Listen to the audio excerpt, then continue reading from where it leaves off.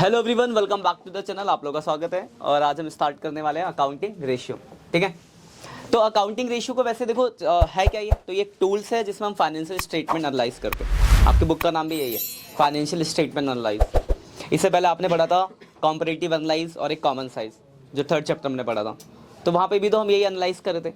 तो वैसे दो टूल्स और हैं, एक ही अकाउंटिंग रेशियो है और इसके बाद एक आप आखिरी पढ़ोगे कैश फ्लो स्टेटमेंट। तो रेशियो में क्या है, तो रेशियो को इस पे आपको प्रोजेक्ट भी बनाने को मिला होगा, अलग अलग सेगमेंट में हम एनालाइज करते हैं। तो रेशियो को 4 हिस्सों में क्लासिफाई किया गया। पहला आपका लिक्विडिटी रेशियो, दूसरा आपका एक्टिविटी रेशियो, तीसरा आपका सॉल्वेंसी रेशियो और चौथा आपका प्रॉफिटेबिलिटी रेशियो। हर कैटेगरीज में कुछ कुछ रेशियो है। तो हम आज स्टार्ट जो करेंगे पहला लिक्विडिटी में। तो लिक्विडिटी में 2 रेशियो है। पहला रेशियो आपका करंट रेशियो। तो पहला आज हम 2 रेशियो पढ़ेंगे। करंट रेशियो, करंट रेशियो का फॉर्मूला होता है करंट एसेट्स, सीए मतलब करंट एसेट। ठीक है, तो current assets upon current liability. अब देखो, अगर आपके क्वेश्चन में बैलेंस शीट दी हुई है तो आपको याद होगा बैलेंस शीट में करंट एसेट्स नाम की हेडिंग होती है और करंट लायबिलिटीज नाम की भी हेडिंग होती है। तो आपको पता है डायरेक्ट रखना फॉर्मूला, आंसर निकल जाएगा। लेकिन अगर मान लो आपको फॉर्मेट मतलब बैलेंस शीट नहीं दिया, सिर्फ वर्ड दिए, नाम दिए हुए, तो फिर आपको पता होना चाहिए ना कि कौन कौन से करंट एसेट्स हैं। तो कौन कौन से करंट एसेट्स है, इसको जानने के लिए आपको नाम पता होना चाहिए। अगर आपने इस बुक का फर्स्ट चैप्टर अच्छे से पढ़ा है, जिसके लिए मैंने आपको बहुत टाइम दिया था पढ़ने को, तो आपको कोई दिक्कत नहीं होगी, क्योंकि उसमें हमने सब पढ़ा है कि करंट एसेट्स कौन कौन से होते हैं, नॉन करंट एसेट्स कौन कौन से, लायबिलिटीज कौन से, सब कुछ पढ़ा है। फिर भी मैं कुछ नाम लिख देता हूँ, क्योंकि बहुत सारे बच्चे पढ़ के तो आते नहीं। तो देखो करंट एसेट्स में क्या क्या नाम है, जैसे कैश हो गया, बैंक हो गया, डेटर हो गया, बिल्स रिसीवल हो गया, ट्रेड रिसीवल हो गया, इन्वेंटरीज हो गई, इन्वेंटरीज मतलब स्टॉक, प्रीपेड एक्सपेंस हो गया, अक्रूड इनकम हो गया,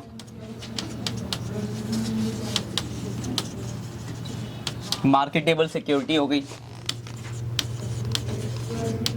मार्केटेबल सिक्योरिटी जिसको हम शॉर्ट टर्म इन्वेस्टमेंट भी कहते हैं, शॉर्ट टर्म इन्वेस्टमेंट ETC। और अगर मैं करंट लायबिलिटीज की बात करूं तो इसमें आपका क्या क्या आएगा, तो इसमें जैसे आपका क्रेडिटर हो गया, बिल्स पेबल हो गया, ट्रेड पेबल हो गया,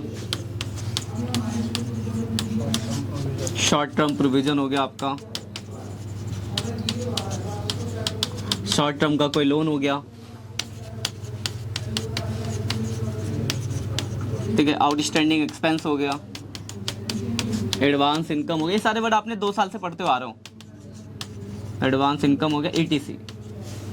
तो अगर आपको नाम दिए होंगे तो आप क्या करोगे, उन नामों में से जो जो आपके करंट एसेट्स हैं उनको जोड़ोगे तो करंट एसेट्स निकल जाएगा, जो जो करंट लायबिलिटीज उसको ऐड करोगे करंट लायबिलिटीज निकल जाएगी, फॉर्मूले पे रख देना, आंसर निकल जाएगा। ठीक है ना। तो ये आपका पहला रेशियो है, जो आपका करंट रेशियो। एक और रेशियो भी देखेंगे हम, 2 रेशियो देखने के बाद क्वेश्चन करेंगे। दूसरा जो रेशियो आपको पढ़ना है वो है आपका क्विक रेशियो।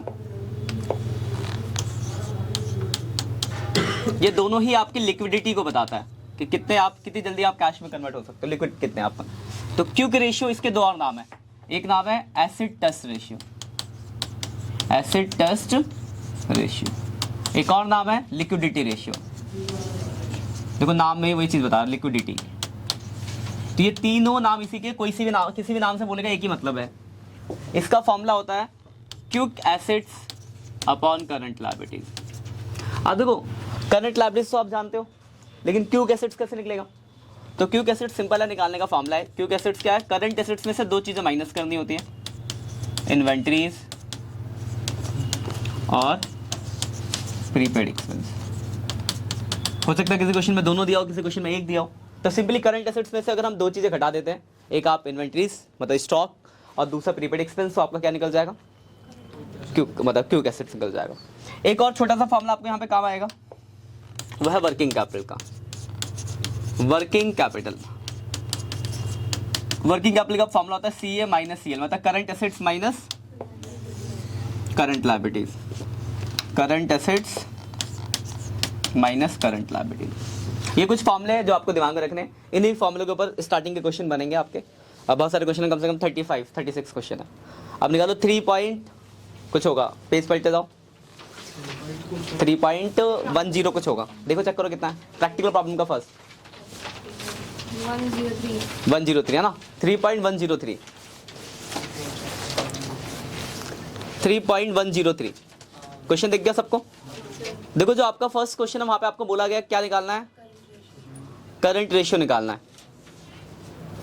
देखो जो फर्स्ट क्वेश्चन आपको दिख रहा है उसमें अलग अलग वर्ड दिए हुए हैं, उसमें सबसे पहला क्या लिखा हुआ है, ट्रेड रिसीवेबल। क्या होता है आपका, करंट एसेट, करंट एसेट्स होता है। उसके बाद क्या लिखा हुआ है, ये भी करंट एसेट्स होता है। और क्या दिया हुआ है,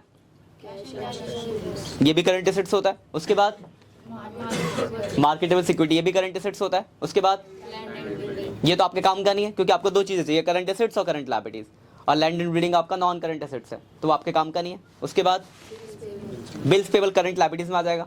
उसके बाद क्रेडिटर भी करंट लायबिलिटीज में आ गया। डिवेंचर आपके काम का नहीं है क्योंकि वो नॉन करंट होता है। उसके बाद इन्वेंट्रीज करंट एसेट्स में आ गया, करंट लायबिलिटीज में आ गया। तो देखो आपको पता चल गया कि 5 करंट एसेट्स और 3 करंट लायबिलिटीज हैं, तो उनको जोड़ के निकाल लोगे, फॉर्मूले पर रख देना, आंसर निकल जाएगा। करंट रेशियो का फॉर्मूला क्या है, तो करंट रेशियो का formula current assets upon current liabilities. कोई दिक्कत होगी, ये तो था डायरेक्ट क्वेश्चन।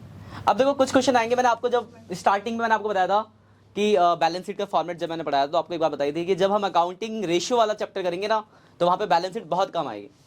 तो अभी देखो बैलेंस शीट आपको याद होगा, लायबिलिटी साइड में 3 हेडिंग थी, share holder fund, non current liabilities और करंट लायबिलिटीज, और एसेट्स में ये टोटल था, और एसेट्स में 2 हेड थे, नॉन करंट एसेट्स और करंट एसेट्स, ये थे मेन हेड। एक और था वो share application money pending allotment, वो आपके काम का नहीं है।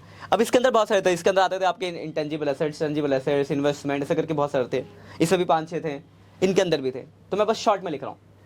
इसकी जरूरत पड़ती है कब, जब कभी क्वेश्चन में आपकी इन्फॉर्मेशन दी हो लेकिन जो आपको चाहिए वो ना दिया हो, अदर इन्फॉर्मेशन गिवन है, तो आपको दिमाग लगाना पड़ेगा बैलेंस शीट। जैसे अगर मैं टोटल दे रखा है, अगर टोटल एसेट्स में से मैं अगर इसको घटा दूँ तो क्या निकल जाएगा, करंट एसेट्स निकल जाएगा।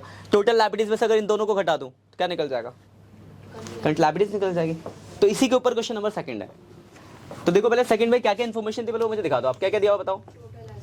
टोटल एसेट्स दिया हुआ कितना, 20 लाख, 20 लाख रुपए का टोटल एसेट्स दिया। उसके बाद फिक्स टेंजिबल एसेट्स दिया, मतलब नॉन करंट एसेट्स एक तरह का है ना। फिक्स टेंजिबल एसेट्स कितना दे रखा है, 10 लाख रुपए।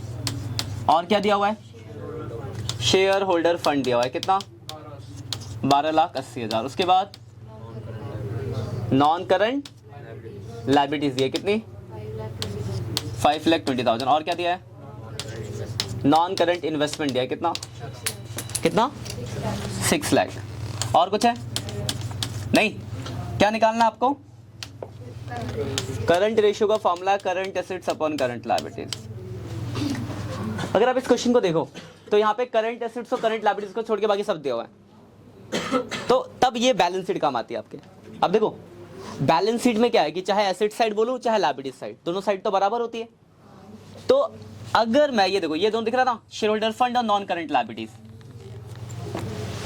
टोटल में से अगर इन दोनों को घटा दो तो क्या निकल जाएगा, और टोटल चाहे एसेट्स हो चाहे लायबिलिटीज फर्क तो पड़ता नहीं है क्योंकि बैलेंस शीट तो इक्वल होती है। तो मैं ये लिख सकता हूँ कि करंट लायबिलिटीज होगा वो total assets minus share holder fund minus non current liabilities होगा। कोई दिक्कत, कह सकते हैं, बस अब हो गया, पहला पॉइंट आ गया।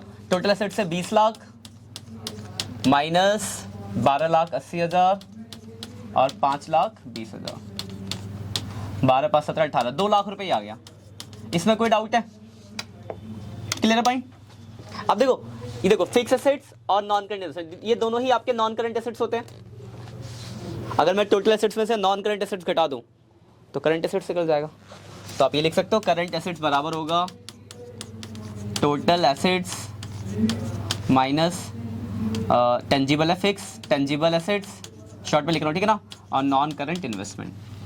तो टोटल एसेट्स से 20 लाख और ये है आपका 10 लाख रुपए ये है, और ये कितना आपका 6 लाख, 4 लाख रुपए आ गया आपका ये। कोई डाउट है इसमें, बस आपके काम का आ गया। रेशियो लिख दो, 4 लाख डिवाइड बाय 2 लाख। यहाँ जो रेशियो निकलता है वो प्योर रेशियो में डिवाइड करके फ्रैक्शन निकलेगा, 2:1। ठीक है। तो कुछ क्वेश्चन है जहाँ पे आपको फॉर्मुले हो जाएंगे, कुछ क्वेश्चन है जहाँ पे जब फॉर्मुले आपके काम नहीं आएंगे तो फिर आप इस बैलेंस शीट को याद करना। पूरे रेशियो इस चैप्टर के अंदर कहीं भी ये बैलेंस शीट याद करोगे ना तो क्वेश्चन का जवाब मिल जाएगा। ठीक है, कोई दिक्कत? अब देखो जैसे थर्ड क्वेश्चन देखते हैं। क्वेश्चन नंबर थर्ड बताओ क्या दिखा है, क्या क्या दिया है? करंट एसेट दिया है कितना? 20 लाख। और क्या दिया है? इन्वेंट्रीज दी है कितनी? 10 लाख रुपए। और क्या है? वर्किंग कैपिटल कितना दिया है? 12 लाख रुपए। क्या निकालना है आपको? देखो बहुत सारी चीजें ऐसी होती है जो आपके काम की नहीं होती, फालतू भी नहीं होती है। तो बस आपको अपने मतलब से मतलब है कि आपको क्या निकालना है। हमें निकालना है करंट रेशियो। करंट रेशियो के लिए क्या चाहिए? करंट एसेट्स और करंट लायबिलिटीज, जिसमें से करंट एसेट्स तो दे रखा है, मतलब कहीं से अगर करंट लायबिलिटीज निकल जाए तो रेशियो निकल जाएगा। तो बता सकते हो कैसे निकलेगा? कुछ दिख रहा है आपको? पीछे बैलेंस शीट यहाँ कहाँ, यहाँ हर जगह थोड़ा ना बैलेंस शीट लग जाएगी। बैलेंस शीट की तो इन्फॉर्मेशन ही नहीं है, कहीं कुछ दिया बैलेंस शीट का यहाँ तो वो नहीं लगेगा। कुछ और दिख रहा है? वर्किंग कैपिटल दे रखा है। देखो एक फॉर्मूला में पढ़ा था, working capital equal to C A minus C L. Working capital आपको दे रखा है कितना? 12 लाख रुपए। और सी ए आपको दे रखा है 20 लाख रुपए। और सी एल आपको दिया नहीं है, तो यहाँ से सी एल निकल जाएगा 8 लाख रुपए। कोई दिक्कत? तो हर क्वेश्चन की अलग अलग चीज़ है, जितनी इन्फॉर्मेशन के हिसाब से क्वेश्चन करने होंगे, इसलिए क्वेश्चन की प्रैक्टिस बहुत ज़्यादा जरूरी है। अब रख दो फॉर्मूले पे। सी ए आपका 20 लाख, मतलब करंट एसेट से 20 लाख और करंट लायबिलिटीज है 8 लाख, तो ये हो गया 2.5। तो 2.5:1 खत्म। कोई दिक्कत? ये आपका सेकंड टाइप था जहाँ वर्किंग कैपिटल का यूज होगा। अब एक और थर्ड टाइप, क्वेश्चन नंबर 10 पढ़ना, एक 10 या 11 होगा। 10 क्या? 10 पढ़ना जरा एक बार।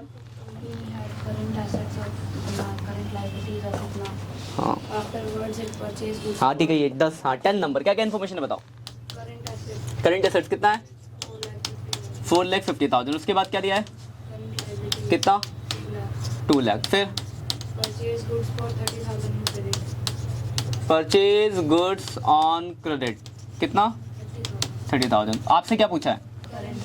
After purchase of goods. देखो करंट रेशियो का जो फॉर्मूला होता है, करंट रेशियो का फॉर्मूला क्या है? C/CL है ना। C आपको 4.5 लाख दिया है और CL आपको कितना दे रखा है? 2 लाख। लेकिन ये तो पहले का दिया है ना। अब क्वेश्चन बोला कि आपने क्या एक काम करा, क्या काम करा? तो आपने उधार में गुड्स खरीदा। तो आप एक बताओ, अगर हम उधार में गुड्स खरीदेंगे तो उससे हमारे करंट एसेट्स और करंट लायबिलिटीज पे फर्क क्या पड़ेगा? उधार में खरीदोगे तो गुड्स भी बढ़ेंगे और लायबिलिटीज भी बढ़ेगी, मतलब दोनों ही क्या होंगे? बढ़ जाएंगे। ये बात क्लियर है? तो बढ़ जाएंगे, बढ़ा दो दोनों को। ये भी 30,000 प्लस हो जाएगा और ये भी 30,000 प्लस हो जाएगा। यानी एसेट्स हो गया 480 after the purchase of goods, ये हो गया 230। डिवाइड कर देंगे 2.09:1 आ गया आंसर। ठीक है, इस क्वेश्चन में थोड़ा और अपग्रेड कर सकते थे। यहाँ पे आपको करंट एसेट्स लायबिलिटी से कोई एक चीज मिसिंग होती और रेशियो दिया होता पुराना, तो आप रेशियो से पहले वो निकाल लेते।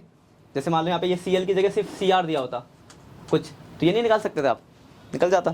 फिर उसके बाद एक काम करना। तो सेकंड टाइप ये होगा जहाँ पे एक ये स्टेटमेंट दी होगी, तो पहले आप देखोगे स्टेटमेंट का फर्क क्या पड़ेगा, उस हिसाब से प्लस माइनस करके रेशियो निकाल देंगे। ठीक है ना, कोई दिक्कत? इसके बाद देखो ऐसे ही एक और क्वेश्चन है, क्वेश्चन नंबर 12 होगा। करंट एसेट्स करंट लायबिलिटीज दी होगी, देखो कितना कितना दे रखा है? हाँ ये अच्छा क्वेश्चन है, पढ़ो आपको समझ आ। देखो क्या लिखा है, current question number 12, current assets कितना है? 3 लाख और करंट लायबिलिटीज कितनी है? 2 लाख। उसके बाद क्या बोला आपको? If the current assets is 3 lakh and current liabilities 2 lakh, then current ratio कितना बोल रखा है? क्या कुछ गलत बोला है क्या? डिवाइड करेंगे तो 1.5:1 ही तो आएगा। लेकिन उसके आगे देखो क्या बोला है, बोला accountant of the company wants to maintain the ratio 2:1।